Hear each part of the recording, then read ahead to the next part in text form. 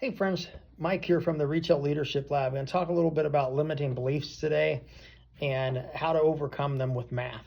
So I think that there are a lot of coaches out there that have just tremendously good intentions, and they set out to help clients and help normally ambitious people that are maybe stuck just because they've got this way of thinking or this ceiling above them, and they've imposed limiting beliefs on them. And I believe wholeheartedly that exists. I've seen it in my professional life. I've seen it in my coaching career. I've even seen it with audiences that I've spoke to. Like, people come up to me and talk to me afterwards about it, like that they had a breakthrough. But what I've seen more often than just the idea or concept of limiting beliefs and then you're going to have a breakthrough because somebody says something, is that when you can help somebody find the solution through math, then logic can help them overcome these limiting beliefs. And math is like the ultimate logic, right? Like that we believe that like math is undefeated, that if you can put together good math or bad math on it, then you know that what your chances of success are, or what your outcomes or likeliness of failure is. Right? The entire betting market is based upon predictable algorithms where they say, hey, like this is what's likely to happen or not likely to happen, and that's why like Vegas is undefeated and they're a big city, right? And all the casinos are winning and doing well, and there are a lot fewer people walking out of the casinos doing well. So like, how do you beat the casino of life? Like, how do you beat limiting beliefs? Like, what is the framework? How do you do it? So in the 7 laws of retail leadership, I talk a little bit about math matters, which is law number 4. So that's a follow-up to the first 3 laws of law number 1, right? No surprises, create a predictable environment for your team, create safety and they succeed. Law number 2, no complaining, create an environment where people have the space to share and to vent and to bring their struggles, but they also have to bring solutions. Law number 3, create ridiculous belief, right? We're starting to get that momentum going. We have a predictable, safe environment. People's attitudes are good. We don't bring problems we can't solve. Now we create like ridiculous level belief, like at the level that like I can not only describe like where we're going, but I can describe like what it feels like when we get there, and what the smell of the air is, and what the grass between my toes feels like. And then law number 4, like math matters. So when I was really young, like my very first business venture was I started a car washing company, and I went out and I knocked doors, like thousands and thousands of doors. I knocked doors as a preteen, as a teenager. The very first major purchase that I bought a bike. I really wanted this teal green, like similar color to the shirt that I'm wearing today, Diamondback bike. White wall tires, white handle grips, like you can picture it in your head, right? Like hundreds of dollars this bike cost back in the early 1980s. So like scaling to today, like be thousands of dollars, right? And I was going to earn all that money by knocking doors and washing cars. And so I would knock a door and I'd be like, hi, my name is Mike and I'm from Name Your Price Car Washing, which would get their attention.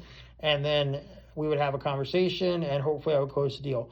About 1 out of every 10 doors that I knocked turned into a car that I washed. And while some people were super cheap and paid 50 cents, others would pay $10. On average, I would make $5 for each car that I washed. So I got really good at being able to tell myself the story of every time I knock 10 doors, I make $5. Or rejected or not, I get paid 50 cents for every door that I knock. So I wasn't in the car washing business, I was in the door knocking business. And that's how math matters, right? It's say, if I can tell myself that there is a win associated with every action, that's where I start to stop the limiting beliefs. Because then I can literally calculate the formula. What is it that I need or want, and how much is the money that is associated with that thing? And then how many actions do I need to do to get that win? And so if you can teach or show like your team, your kids, whoever that you're tasked with like helping remove limiting beliefs in their life, if you can show them the math, like paired with the great vision from creating ridiculous belief and the great actions associated with building a sustainable, safe environment where no surprises and having like no complaints, positive attitude. If you can get through laws 1 through 4, in the 7 laws of retail leadership, like you're going to be in a great spot. We'll talk about laws 5, 6, and 7 in future videos, but like right now, just focusing on math matters. Like, can you do the things to clearly paint that path? Like, I have 5 kids, and like all of my children have run at least a half marathon. My youngest is not even 10 years old yet, and he ran a half marathon.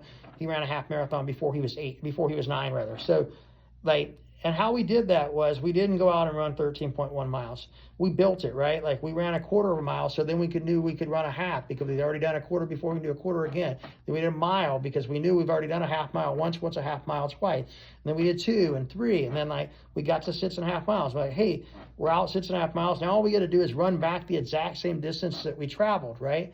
Same thing, like my second oldest, Jeffrey, he was the youngest person in the history of the state of Utah to run an entire marathon at 10 years old.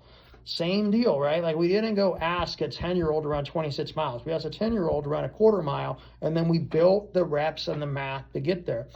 I didn't buy a bike that was over $700 because I knocked 1 door. I bought a bike because I learned if I knocked 10 doors, I made $5. And then I did the math, like how many $5 do I need to get to buy this bike? So you as a leader, when you can take that goal and you can incrementally break it down, you are not only eliminating limiting beliefs, but you are shattering them. Like you are changing the trajectory of that person's life and probably helping them create a legacy that changes the trajectory for years and years and years. Maybe they were stuck in like a poverty situation or something like that, and they just don't think it's for them. Maybe it's as simple as like you work in retail and like you get a big truck.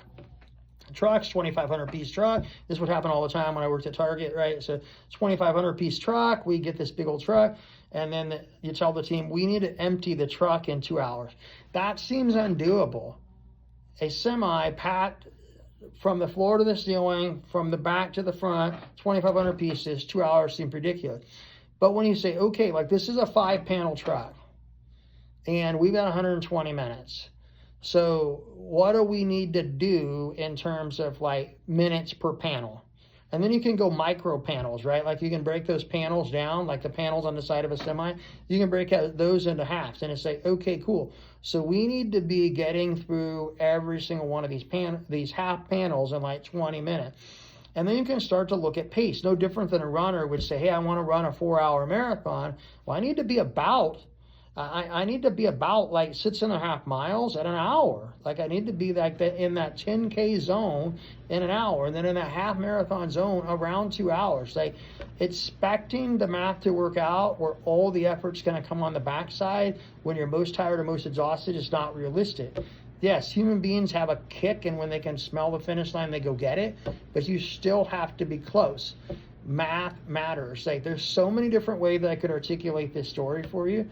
But the strength of it is, if you can put numbers and reps together, you can destroy limiting beliefs and help people create legacies. And that is why math matters. We'll see you next time, guys. Bye-bye.